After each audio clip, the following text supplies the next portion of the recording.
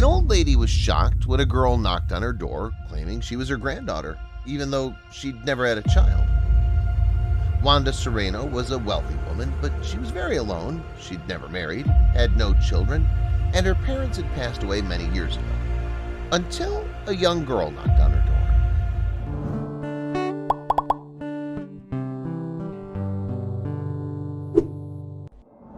It was Christmas Eve, which happened to be Wanda's worst time of the year when everybody else was celebrating and she was at her loneliest. The doorbell rang and Wanda opened it.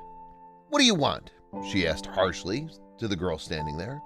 "Hi," the girl, a pretty blonde in her teens, said. "I'm Betty. I'm your granddaughter." Wanda was stunned and angered. "I don't have grandchildren. I don't even have children, so go try your con somewhere else."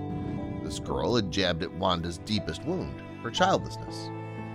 Many years ago, Wanda had been in love, but her wealthy parents disapproved of David. They'd wanted her to date one of the boys from their circle, someone from a good family, someone who had money. Wanda had only been 16, but she tried to stand up to her domineering parents, at least until she discovered she was pregnant. Wanda had been frightened, and even though David told her he'd stand by her, she'd been filled with doubts. How can they support themselves, let alone a child? If she ran off with David, she'd be cut off from her family. Her mother had found Wanda crying, and she told her everything. To Wanda's surprise, her parents had been kind and understanding. Her father put on his coat and went out, telling Wanda he was going to speak to David. But when he came back, he looked defeated. "Daddy," Wanda asked, "what happened?" "I'm sorry, Pumpkin," her father said sadly. "The boy said your baby could be anyone's. He won't marry you." Wanda had cried bitterly that night, and her mother put forward a plan.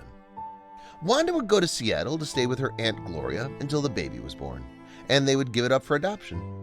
"Darling," her mother said, "you're so young, we'll make sure the baby has a good family." But Wanda refused to contemplate an adoption. "It's my baby, Mom," she said. "I want this baby." And she did. She'd spent the 9 months of her pregnancy dreaming about that baby, but it all ended in grief. Wanda had gone into labor, but because she was so young, the doctors feared for her life and did an emergency C-section. When Wanda woke up, her mother and father had been by her bedside weeping. The baby was dead.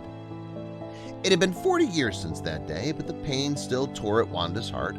And now this girl was opening that wound once again.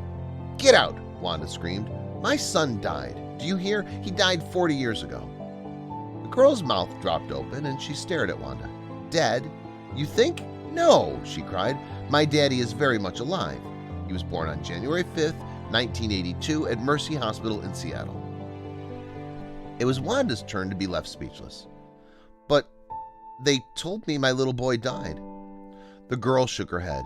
"No, he lives right here in town, and he's been longing to see you for so long. But Grandpa David—" "Grandpa David?" gasped Wanda. "David Sutcliffe?" "Yes," the girl said. "Grandpa David explained that you'd been too young and had given him up." "No," whispered Wanda. "I've been mourning my baby for 40 years. I told my parents I'd never give him up."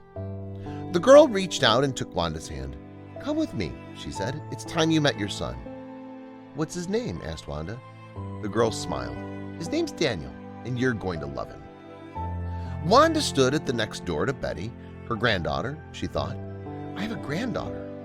Betty opened the door and they walked into chaos. There was a tall man hanging ornaments on the tree with 2 small children and a dog barking while the radio played Jingle Bells. The man turned towards the door and grinned. "Hey, Betty, you're in time to hang the star." Then he saw Wanda and he was dead still. "What have you done?" he gasped. "Daddy, she thought you were dead," Betty explained.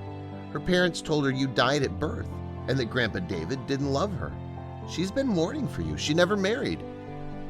David took 2 steps toward Wanda and stopped. "Mom?" he asked. "Is this really true?" Wanda found she couldn't speak, so she just nodded as tears poured down her face. Before she knew it, she was in her son's arms and he was crying too. Then someone else walked into the room. "Wanda?" asked a voice she remembered all too well. "Wanda, is that really you?" Wanda turned and there was David looking so much older, looking just the same. "I didn't know," she sobbed. "My father told me you didn't want me or the baby." "I did, Wanda," he said tenderly. Your father came to me, wanted me to sign the adoption papers, but I refused. I told him I'd raise David because I wanted him and loved him, just as I've always loved you and wanted you.